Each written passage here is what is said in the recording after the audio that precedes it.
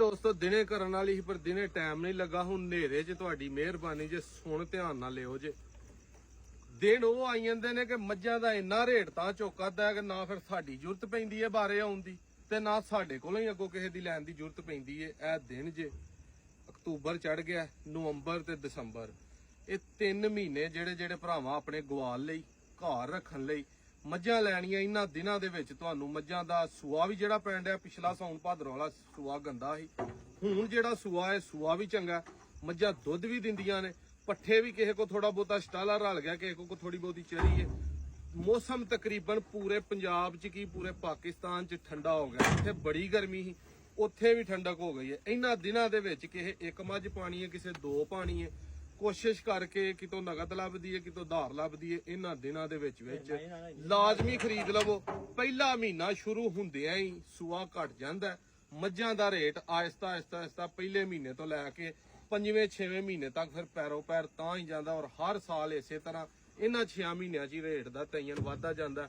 ਫਿਰ 6ਵੇਂ ਮਹੀਨੇ ਦੇ ਐਂਡ ਤੇ ਜਾ ਕੇ 7ਵੇਂ ਮਹੀਨੇ ਦੇ ਸ਼ੁਰੂ 'ਚ ਸੂਆ ਹੌਲੀ ਚੱਲਦਾ, ਜੂਨ ਜੁਲਾਈ ਦੇ ਐਂਡ ਤੇ ਉਦੋਂ ਜਾ ਕੇ ਮਾਲ ਫੇਰ ਥੋੜਾ ਜਿਹਾ ਵਾਰੇ ਦਾ ਹੋ ਕੇ ਲੱਭਦਾ।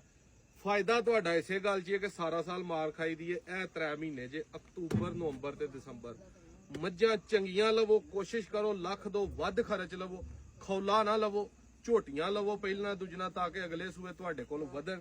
ਤੇ ਜੂਹ ਦੀ ਮੱਝ ਲੈਣੀ ਹੈ, ਬਗੈਰ ਜੂਹੀ ਮੱਝ ਨਹੀਂ ਲੈਣੀ। ਜੂਹ ਤੁਹਾਨੂੰ ਅਕਸਰ ਦੱਸੀਦਾ ਰਾਵੀ ਦਰਿਆ ਦੀ ਹੋਏ, ਨੀਲੀ ਦਰਿਆ ਦੀ ਹੋਏ, ਨਾਲ ਜਿੰਨਾ 2-2, 4-4, 5-5, 10-10 ਕਿਲੋਮੀਟਰ ਦਾ ਬੈਲਟ, ਉਹ ਮੱਝਾਂ ਲੈਣੀਆਂ।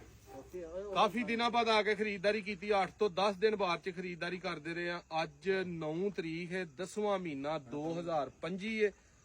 ਅੱਜ ਰਾਤ ਨੂੰ ਮੱਝਾਂ ਲੋਡ ਹੋ ਗਈਆਂ, ਸਵੇਰ ਦੇ ਵੀ ਖੱਜਲ ਹੋਣ ਦੇ ਹਾਂ, ਸਾਰੀਆਂ ਇਕੱਠੀਆਂ ਕੁੱਠੀਆਂ ਕੀਤੀਆਂ ਨੇ।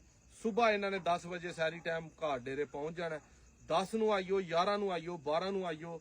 ਪੀਰੋ ਚੱਕ ਪਿੰਡ ਆਪਣਾ, ਤਹਿਸੀਲ ਡਸਕਾ, ਮੌਤਰਾ ਬਡਿਆਣਾ ਰੋਡ ਤੇ ਪਿੰਡ ਹੈ ਪੀਰੋ ਚੱਕ, ਜ਼ਿਲ੍ਹਾ ਸਿਆਲਕੋਟ। ਨੰਬਰ ਆਪਣਾ 0324 8182 000 0329 72 71 181। ਦੁਆ ਕਰਿਓ ਖੈਰ ਖਰੀਦ ਨਾਲ ਮਾਲ ਪਹੁੰਚ ਜੇ। ਤੇ ਮਸ਼ਵਰਾ ਮੇਰਾ ਭੁੱਲਣਾ ਨਹੀਂ, ਇਹ 3 ਮਹੀਨੇ ਤੁਹਾਡੇ ਲਈ ਬਿਹਤਰੀਨ ਹੈ। ਜਿਨ੍ਹਾਂ ਮੱਝਾਂ ਲੈਣੀਆਂ ਤੇ ਜਿਨ੍ਹਾਂ ਪਾਣੀ ਵਾਲਾ ਹੀ ਪੀਣਾ ਜਾਂ ਦੁਕਾਨ ਤੋਂ ਲੈ ਕੇ ਪੀਣਾ, ਉਹਨਾਂ ਦੀ ਜਿਹੜਾ ਨਾ ਉਹ ਅਕਲੋ ਸਮਝੋ ਇਹ ਗੱਲ ਬਾਹਰ ਹੈ। ਲੇਕਿਨ ਜਿਹੜੇ ਭਰਾ ਖਰੀਦਦਾਰ ਨੇ ਇੱਕ ਮੱਝ ਦੇ 2 ਦੇ ਗਵਾਲ 'ਚ ਪਾਉਣ ਲਈ, ਸਾਡੇ ਕੋਲ ਲਵੋ, ਕਿਤੋਂ ਲਵੋ, ਮੰਡੀਆਂ ਲਵੋ, ਲੈ ਲੈਣਾ 3 ਮਹੀਨਿਆਂ 'ਚ ਲਾਜ਼ਮੀ ਲਿਓ। ਵੀਡੀਓ ਅੱਛੀ ਲੱਗੀ ਸ਼ੇਅਰ ਕਰਿਓ।